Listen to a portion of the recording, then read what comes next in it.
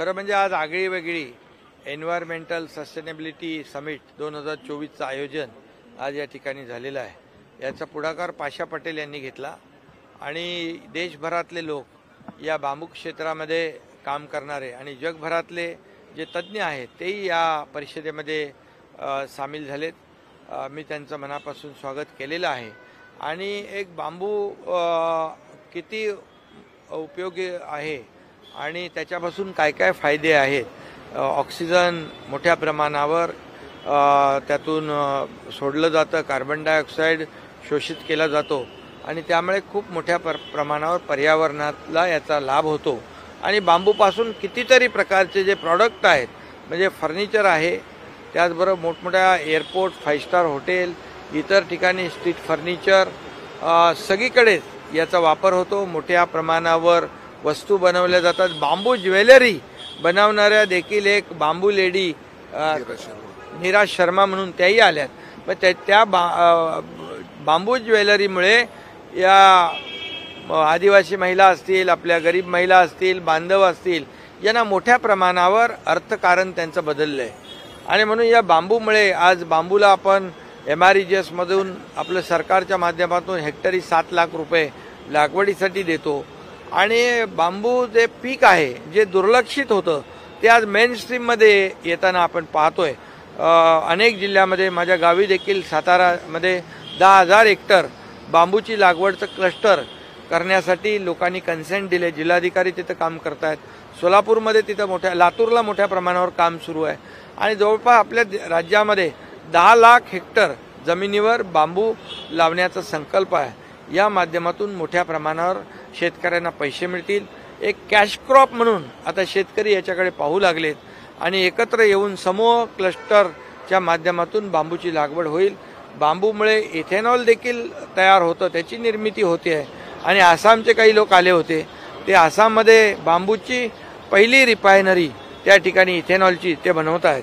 हे एक मोठं एक गेम चेंजर आहे हा प्रकल्प आहे आणि म्हणून आज याला प्रमोट केलेलं आहे, प्राधान्य दिलेलं आहे। आपण मुंबईमध्ये देखील अर्बन फॉरेस्ट जे आपण बनवतोय, अर्बन फॉरेस्ट म्हणजे ऑक्सिजन पार्क, याला देखील बांबूच्या माध्यमातून आपण प्रमोट करू।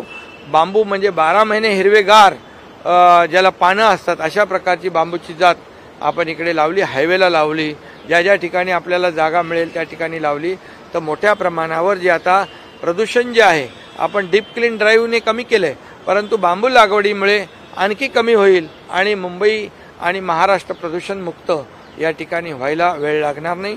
आणि म्हणून देशातले सर्व सायंटिस्ट इकडे आलेले आहेत। मोदी साहेबांनी देखील या ठिकाणी आपल्या आदरणीय प्रधानमंत्री महोदयांनी हे पर्यावरण पूरक अशा प्रकारचे प्रकल्प करावे असे त्यांच्या सूचना आहेत। आणि पर्यावरण कमी करण्यासाठी, पोल्युशन कमी करण्यासाठी, पर्यावरणाचा समतोल राखण्यासाठी देखील प्रधानमंत्री महोदयांनी एक महत्त्वाकांक्षी त्यांनी सुरुवात केलेली आहे आणि त्यांची प्रेरणा आहे। आणि म्हणून हे आजचं जे समिट आहे हा फार उपयोगी आहे। याच्यातून खूप मोठ्या प्रमाणावर जे काही क्लायमेट चेंज, ग्लोबल वॉर्मिंग ह्या समस्या ज्या आहेत या समस्या कमी होतील। आपण एक टास्क फोर्स नेमलेला आहे, या टास्क फोर्सच्या माध्यमातून देखील बांबू लागवडीला प्राधान्य कसं देता येईल, त्यांना प्रमोशन कसं करता येईल, त्यांचं क्लस्टर कसं करता येईल, हे सगळं या ठिकाणी आपण करू। त्यामुळे आजच्या समिटला मी शुभेच्छा देतो।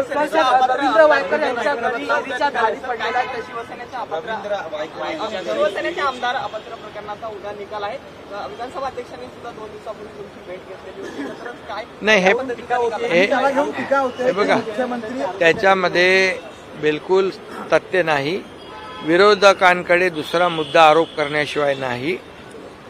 आणि या जी काही अध्यक्षांकडे जी हिअरिंग झाली, सुनावणी झाली, त्याचा निकाल होईल।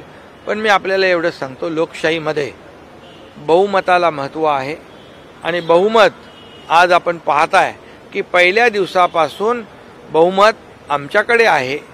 लोकशाहीमध्ये बहुमताला महत्त्व आहे।